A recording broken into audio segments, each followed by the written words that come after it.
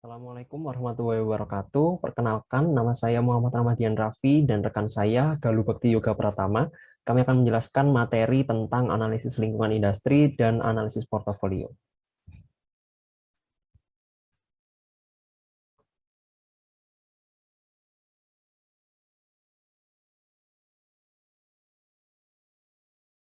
Baik, saya akan menjelaskan mengenai analisis lingkungan industri. Pada analisis lingkungan industri, persaingan merupakan salah satu teman dalam berbisnis, yang mana teman harus dihadapi.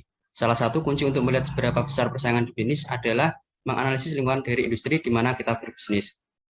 Dalam analisis lingkungan industri, kita akan membahas mengenai yang pertama pendekatan Porter terhadap analisis industri, yang kedua evolusi industri, tiga kategori industri internasional, yang keempat penilaian risiko internasional, dan yang kelima hiperkompetisi.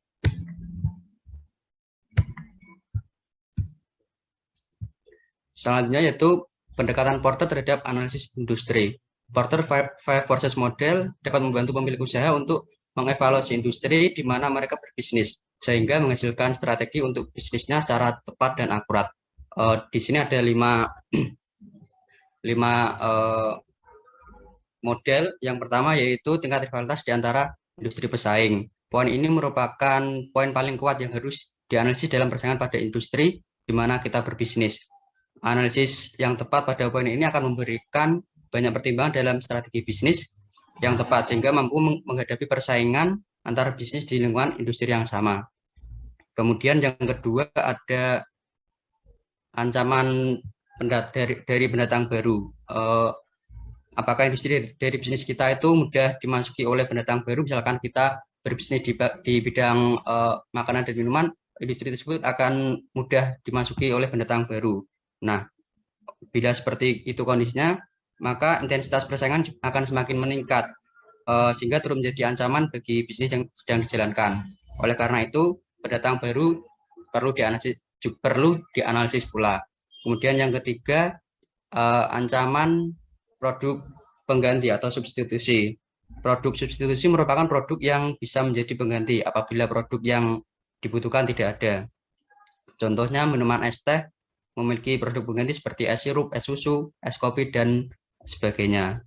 Kemudian yang keempat, kekuatan tawar-menawar pemasok. Pemasok merupakan salah satu faktor penting dalam aktivitas bisnis. Pemasok yang tepat akan memberikan biaya modal yang terjangkau dan juga efisiensi yang tinggi. Kemudian yang kelima, kekuatan tawar-menawar pembeli. Selain mengidentifikasi pemasok, stakeholder yang terlibat lainnya yang harus dianalisis yaitu pembeli. Menganalisis pembeli dilakukan melalui sudut pandang kekuatan tawar-menawarnya. Proses analisis bisa dilakukan dengan cara melihat apakah harga yang ditawarkan sesuai dengan kualitas pembeli, bagaimana kualitas produk yang diinginkan pembeli dan jenisnya, bagaimana kuantitas dari produk yang dibutuhkan pembeli. Kemudian yang keenam yaitu ada tambahan inilah pemangku kepentingan lainnya. Kekuatan keenam harus ditambahkan ke daftar Porter untuk memasukkan berbagai kelompok pemangku kepentingan dari lingkungan tugas. Beberapa dari kelompok ini antara lain pemerintah, masyarakat, kreditur, asosiasi perdagangan, serikat pekerja, pemegang saham, dan lain-lain yang mana stakeholder tersebut juga berpengaruh terhadap bisnis kita, sehingga perlu dianalisis pula. Kemudian selanjutnya itu evolusi industri. Seiring berjalannya waktu, sebagian besar industri berkembang melalui serangkaian tahapan dari pertumbuhan melalui kedewasaan hingga akhirnya mengalami penurunan. Ketika sebuah industri masih baru, orang sering membeli produk berapapun harganya karena memenuhi kebutuhan unik atau orang masih penasaran. Contohnya yaitu jasa kebersihan. Kemudian pada saat industri memasuki kedewasaan, produk cenderung menjadi lebih seperti komoditas. Ketika pembeli menjadi lebih canggih dari waktu ke waktu, keputusan pembelian didasarkan pada informasi yang lebih baik. Misalnya industri mobil, minyak bumi, dan peralatan rumah tangga. Kemudian ketika sebuah industri bergerak melalui kedewasaan menuju penurunan, tingkat pertumbuhan penjualan produknya melambat, dan bahkan mungkin mulai menurun. Contohnya industri rokok. Kemudian selanjutnya itu kategori industri internasional, yang mana ada dua kategori yaitu multidomestik dan global. Pada industri multidomestik, industri di mana perusahaan menyesuaikan produk mereka dengan kebutuhan spesifik konsumen di negara tertentu, yang mana contohnya yaitu retail, pertanggungan atau asuransi, dan perbankan. Kemudian industri yang global itu industri di mana perusahaan memproduksi dan menjual produk yang sama dengan hanya sedikit penyesuaian yang dibuat untuk masing-masing negara di seluruh dunia. Contohnya itu industri di bidang mobil, ban, dan perangkat televisi. Kemudian faktor-faktor yang cenderung menentukan apakah suatu industri akan bersifat multidomestik atau bersifat global adalah yang pertama yaitu tekanan untuk koordinasi dalam MNC yang beroperasi di industri itu. Kemudian yang kedua, tekanan untuk respon lokal pada bagian dari pasar masing-masing negara. Untuk selanjutnya yaitu penilaian risiko internasional. Beberapa perusahaan mengembangkan jaringan informasi yang rumit dan sistem komputerisasi untuk mengevaluasi dan menentukan peringkat risiko investasi. Perusahaan kecil dapat menyewa konsultan luar seperti Arthur di Little Incorporation dari Boston untuk memberikan penilaian risiko politik. Di antara banyak sistem yang ada untuk menilai risiko politik dan ekonomi adalah Business Environment Risk Index, Economist Intelligence Unit, dan Frost and Sullivan's World Political Risk Forecast. The Economist Intelligence Unit misalnya memberikan aliran analisis dan perkiraan yang konstan di lebih dari 200 negara dan 8 industri utama. Terlepas dari sumber datanya, perusahaan harus mengembangkan metode penilaian risikonya sendiri. Selanjutnya yaitu hiperkompetisi. Sebagian besar industri saat ini menghadapi tingkat ketidakpastian lingkungan yang terus meningkat. Mereka menjadi lebih kompleks dan lebih dinamis. Industri yang dulunya multi-domestik menjadi global, pesaing baru yang fleksibel, agresif, inovatif bergerak ke pasar yang sudah mapan untuk dengan cepat mengikis keunggulan perusahaan besar yang sebelumnya dominan. Nah, oleh karena itu, dalam menghadapi persaingan yang ketat, suatu perusahaan itu harus kreatif dan inovatif agar bisa mempertahankan keunggulan kompetitifnya di tengah persaingan yang ketat. Baik, selanjutnya kita akan membahas tentang portfolio analysis.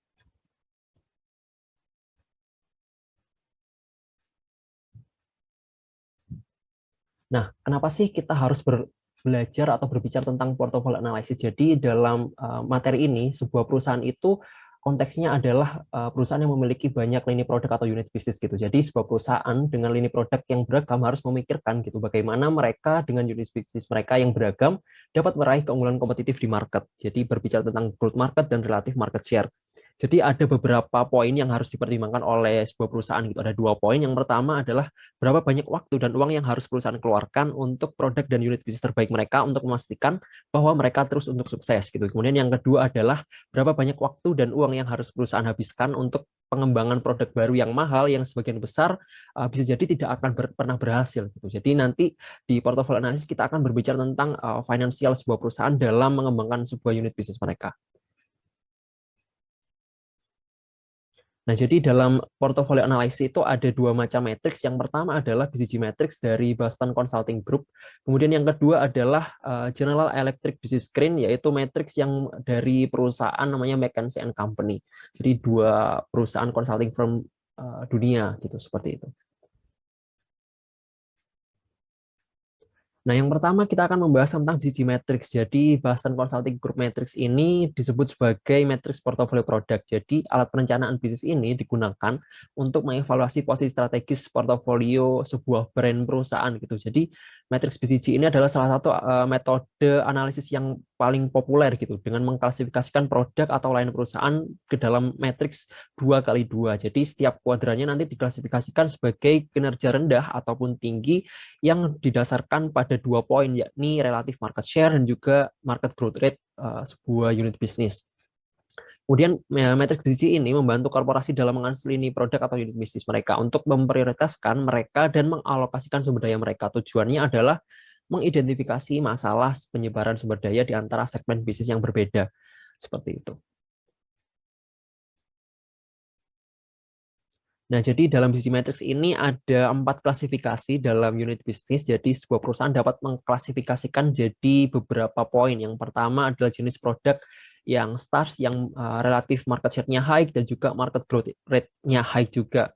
Diikuti dengan 3 macam unit bisnis mereka yang bisa diklasifikasikan, ada cash cows, ada question marks, dan juga dogs gitu.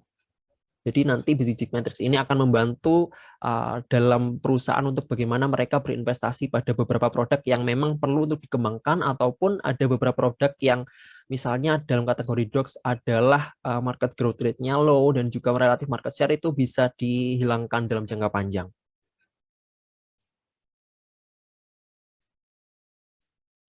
Nah, jadi kalau berbicara tentang BCG Matrix, maka perusahaan harus memikirkan bagaimana caranya portofolio mereka itu bisa balance gitu. Jadi setelah unit bisnis strategis dianalisis dengan cara BCG Matrix tadi, fitur utama pendekatan BCG adalah pada kebutuhan untuk membangun portofolio bisnis dan produk yang seimbang gitu. Jadi kalau menurut Lancaster dan juga Messingham, jenis portofolio yang seimbang itu idealnya berisi sedikit atau bahkan diharapkan tidak ada jenis produk yang masuk kategori docs gitu. Jadi ada beberapa question marks, beberapa stars, dan juga beberapa cash cows.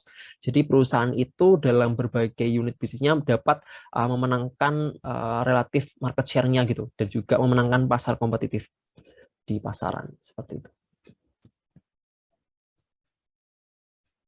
Nah, jadi dalam BCG Matrix ini sebenarnya ada beberapa batasan gitu yang menjadi kekurangan dari BCG Matrix ini. Yang pertama adalah penggunaan tinggi dan rendah untuk membentuk 4 kategori itu masih terlalu sederhana gitu. Kemudian hubungan antara pangsa pasar dan profitabilitas masih dipertanyakan. Kemudian tingkat pertumbuhan hanyalah salah satu aspek daya tarik industri. Lini produk atau unit bisnis dianggap hanya terkait dengan satu pesaing, yakni pemimpin pasar gitu. Pesaing kecil dengan pangsa pasar yang tumbuh masih diabaikan gitu. Jadi pangsa pasar hanyalah salah satu aspek dari posisi kompetitif secara keseluruhan. Nah, selanjutnya kita akan membahas matriks yang kedua nih. Jadi matriks yang kedua ini dari McKinsey & Company. Jadi General Electric Business Screen ini adalah matriks perencanaan bisnis. Model ini terinspirasi oleh lampu lalu lintas yang digunakan untuk mengatur lalu lintas di persimpangan. Misalnya ada lampu hijau, lampu kuning, dan juga lampu merah yang mengartikan, misal lampu hijau itu adalah mengatakan pergi, kuning adalah hati-hati, dan merah adalah berhenti.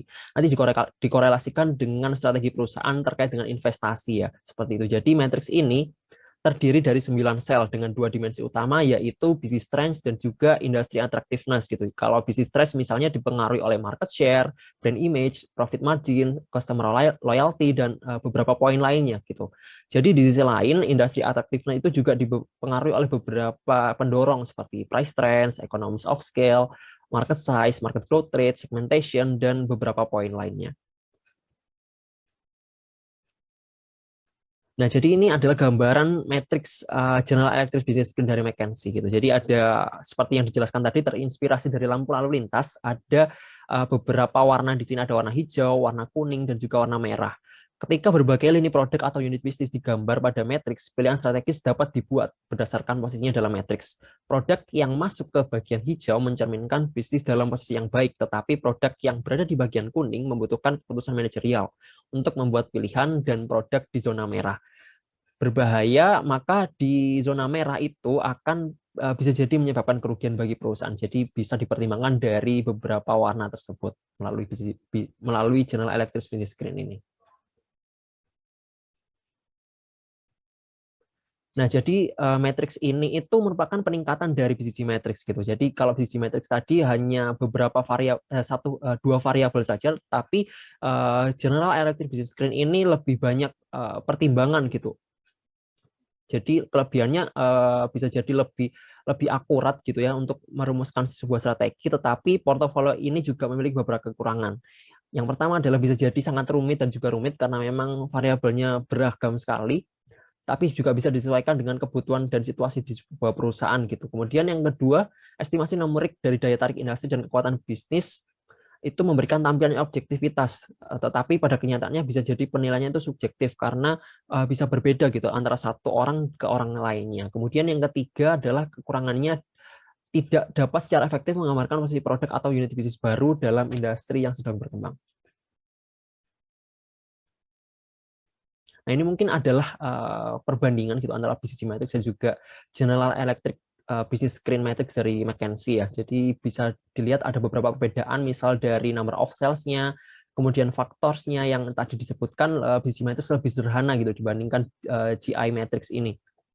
Dan juga objektifnya juga berbeda. Kalau BCG Matrix to help companies deploy their resource among various business units. Kemudian untuk General Electric ini tujuannya adalah untuk prioritas investment among various business unit. Jadi lebih kepada investasi gitu.